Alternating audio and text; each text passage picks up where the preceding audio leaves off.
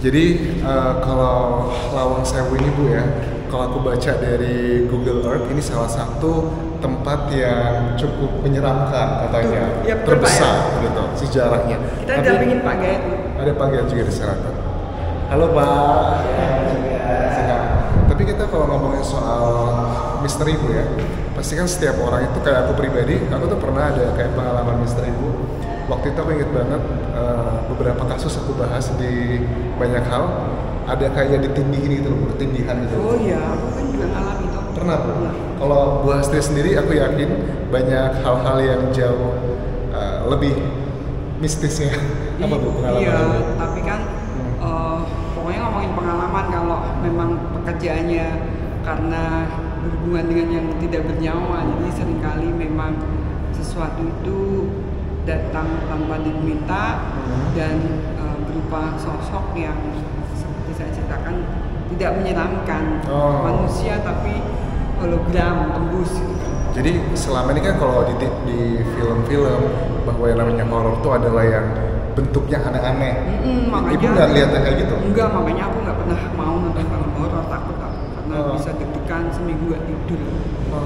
Terus kalau yang aku pernah ingat dulu waktu Ibu menangani satu kasus ya, kan ada salah satu cerita, kalau nggak salah aku pernah Ibu cerita baru dateng tapi malam-malam tiba-tiba ada kayak gangguan.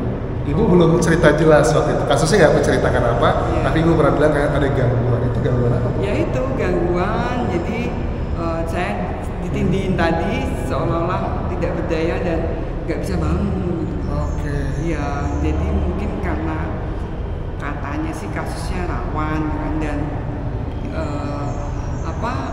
saya tidur seperti biasa tapi kok setelah 1 jam kayak tadi ditindihin gitu. Atau ternyata hampir banyak orang juga kadang mengalami kasus itu ya. Iya. Tapi itu seumur hidup saya baru itu. Apa karena mungkin ada yang mengirim hal-hal seperti itu? Katanya sih, tapi saya juga nggak pernah nggak ngerti kalau mengirim itu apa gitu loh. Iya sih. Tapi pernah nggak Bu kalau yang dari apa ya kejadian yang karena Ibu aku yakin ya karena kan forensik, otopsi masih sering melakukan kerja dengan berhubungan dengan orang yang tidak bernyawa. Iya. Yang paling drastis waktu Ibu merasa, waduh, kok saya agak takut ini jiper dari sekian puluh tahun di dunia forensik. Enggak, Mas Anjas. Kebetulan nggak pernah takut kalau jiper, kalau untuk hal-hal yang mistis ya. Ada mistis. Saya pikir sih mereka malah membantu. Tapi dalam arti petik ya, bukan membantu untuk terang kasusnya. Jadi tetap ilmiah gitu ya Bu ya.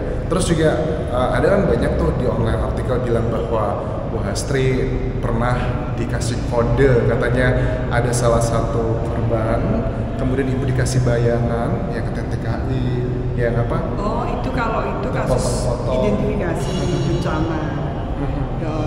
Memang kita mengikuti proses identifikasi mungkin karena tiap hari dengan puluhan jenazah itu, terus saya ditugaskan untuk ke Surabaya ya, Asia Air Crash itu, terus besoknya mau kembali malam itu dimimpiin gitu kalau besok saya ditemukan loh gitu, jangan pulang dulu Bu Hasim, ternyata benar.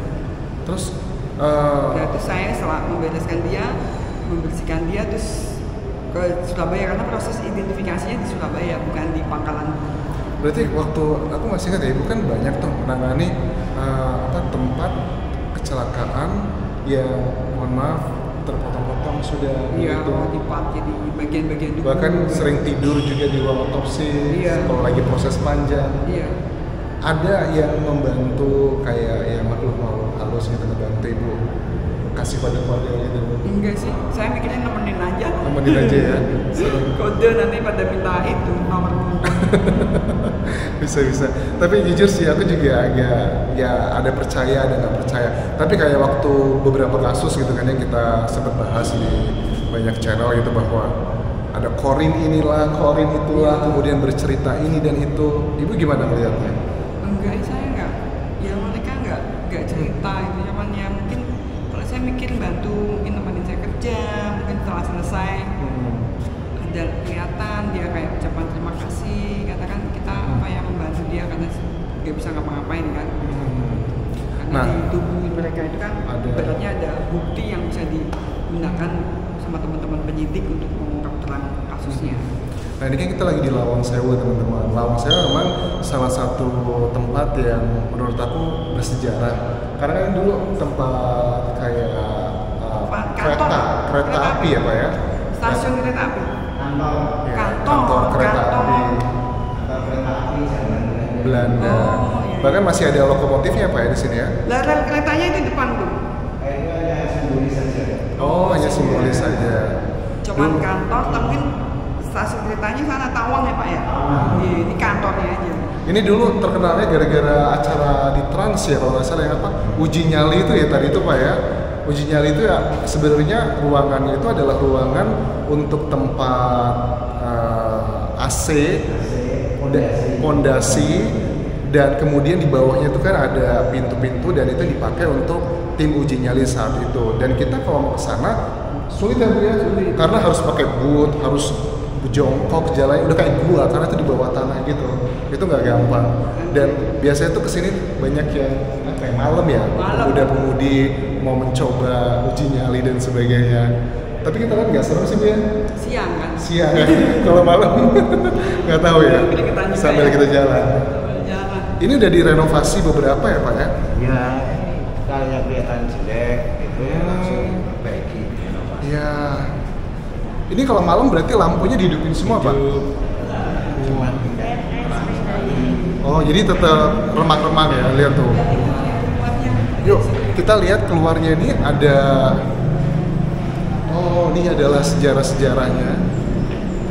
Ini pintu, ini yang dibilangnya adalah Lawang Sewu itu artinya dalam bahasa Jawa itu pintu 1000.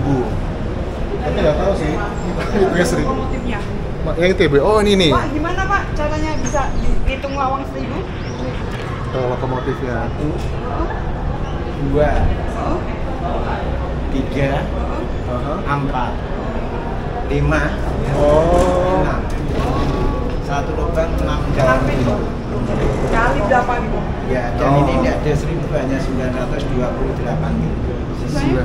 Cuma orang Jawa Tengah saking banyaknya dibulatin jadi sewu. Sewu. Pernah ada yang ngitung Bang? Iya, ada, makanya kita tahu kan ada penumpang yang Hitung. Iya. Oh, berarti yang lokomotif itu cuma simbolis saja Pak ya? Karena memang dunia sebagai tempat kantor kereta api. Jadi buat teman-teman nih yang mau ke Lawang Sewu, aku tadi tanya sama guide-nya. Berarti tiap hari sih Senin sampai Jumat itu bukannya sampai jam 5 sore aja. Tapi kalau udah weekend, Sabtu Minggu, mereka buka sampai jam 9 malam. Jadi kalau mau mencoba yang malam bisa datang, itu hanya di weekend, nggak everyday ya.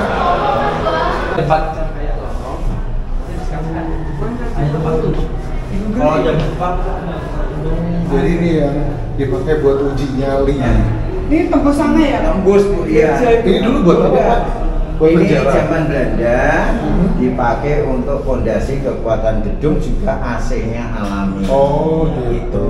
Yang asli. Kalau kaca ini sejarahnya apa Pak? Ini kaca patri asli peninggalan Belanda.